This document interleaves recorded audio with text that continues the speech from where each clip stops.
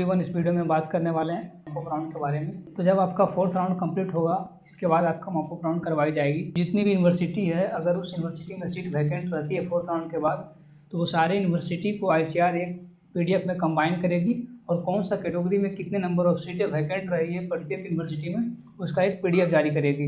उस PDF के according ही आपको मॉपअप राउंड में चॉइस फिलिंग करनी होगी। तो जिस भी यूनिवर्सिटी में maximum number of seat vacant रहेगी उसे आप टॉप 1 पे डालेंगे, यानी कि maximum number of seat to minimum number of seat का आप चॉइस फिलिंग करेंगे, मॉपअप राउंड में आपका कोई कॉलेज अलॉट हो सके। तो मॉपअप राउंड में पार्टिसिपेट करने से पहले आपको ये समझना होगा कि मॉपअप राउंड में कौन कौन से कैंडिडेट एलिजिबल हैं। तो सबसे पहला एलिजिबिलिटी क्राइटेरिया ये है कि no upgradation will be permitted in the mop up round / final round of counselling. इस राउंड में आपका कोई भी अपग्रेडेशन वगैरह नहीं होगा। जो भी कॉलेज आपको अलॉट होती है मॉपअप राउंड में, वही आपका फाइनल कॉलेज है, उसी में आपको एडमिशन लेना होगा। सेकंड पॉइंट में लिखा है कि the option for withdrawal / cancellation of seat through the applicant login will be not be available to the candidate in this round. Seat acceptance fee will not be refunded to the candidate under any circumstances by the ICR / university.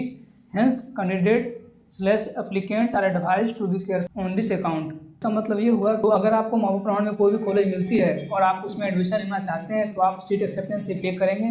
अगर आप उस university में admission नहीं लेना चाहते हैं तो आप सीट एक्सेप्टेंस फी पे नहीं करेंगे।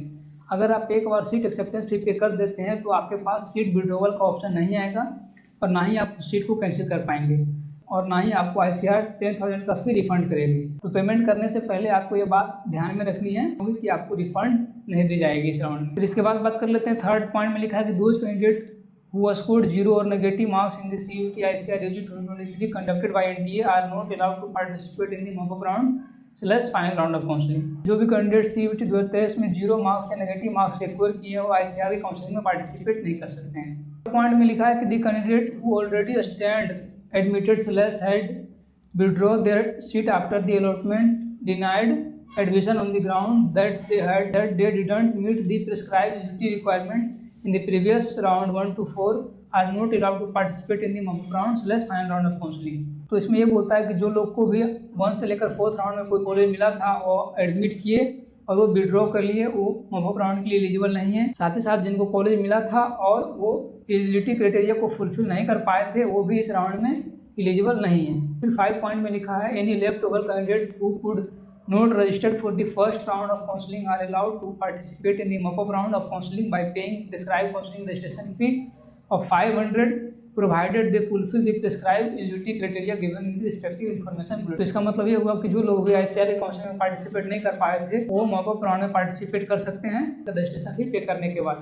सबसे पहले आप रजिस्ट्रेशन करेंगे, रजिस्ट्रेशन में आपका डॉक्यूमेंट अपलोडिंग का प्रोसेस होगा, इसके बाद फिर आपका फ्रेश चॉइस फिलिंग करनी होगी। 6 पॉइंट की बात कर लेते हैं। तो इसमें लिखा है the candidate who had registered during the first round of counselling paid the prescribed counselling registration fee but could not fulfil their choice are also allowed to participate in the mop up round / final round of counselling. अब ये हुआ कि जो भी candidate ICR का registration किए थे, 500 का पेमेंट भी किए थे, लेकिन किसी वजह से वो चॉइस फिलिंग नहीं कर पाए थे, वो इस राउंड में पार्टिसिपेट कर सकते हैं।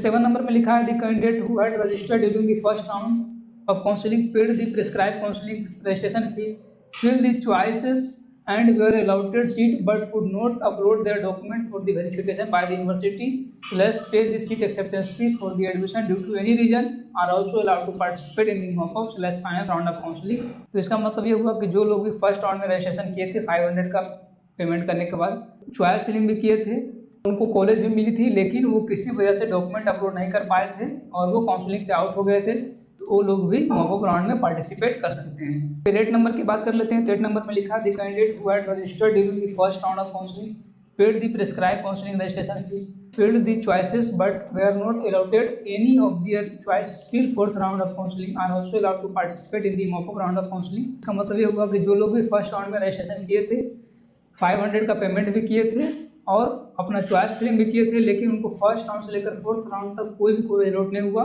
वो भी मॉपअप राउंड में पार्टिसिपेट कर सकते हैं। 9 नंबर की बात कर लेते हैं। 9 नंबर में लिखा है कि the above allowed candidate serial number 6 to 8 are required to fulfil their fresh choice filling for the vacant seat also I display on the counselling portal and their previous choices if there any automatically stand cancel.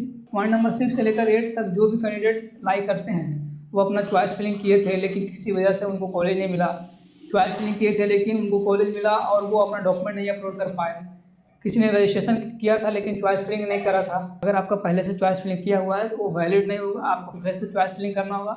अगर आप fresh से choice filling नहीं करते हैं तो आपको वापस से मॉप अप राउंड में हटा दिया जाएगा। 10 नंबर की बात कर लेते हैं। 10 नंबर में लिखा है कि in any case any qualification examination board is not considered for the admission by the agriculture university on the account of particular school college university. 10 number में लिखा है कि जो भी आपका बोर्ड का मार्क्स है वो कोई भी एग्रीकल्चर यूनिवर्सिटी एडमिशन के लिए कंसिडर नहीं करेगी। आपको एडमिशन लेना होगा तो आपको CUET के स्कोर कार्ड के बेसिस पे ही एडमिशन होगी। फिर आगे लिखा है कि rest of the rule and regulation are applicable to previous round. बाकी का जो भी रूल है वो आपका फर्स्ट से लेकर फोर्थ राउंड वाले रूल ही अप्लीकेबल होगा इसमें। ये था important eligibility criteria for the mop up round counselling. I hope आपका मैक्सिमम डाउट क्लियर हो गया होगा मॉप अप राउंड के रिगार्डिंग कि कौन से लोग एलिजिबल हैं और कौन से लोग एलिजिबल नहीं है। तो अगर इसके बावजूद भी किसी तरह का डाउट बचता है मॉप अप राउंड के लिए तो आप डायरेक्टली हमसे व्हाट्सएप के थ्रू कॉन्टैक्ट कर सकते हैं, टेलीग्राम भी ज्वाइन कर सकते हैं, लिंक आपको डिस्क्रिप्शन बॉक्स में मिल जाएगा। तो इस वीडियो में इतना ही, मिलते हैं नेक्स्ट वीडियो में, तब तक के लिए थैंक यू, टेक केयर।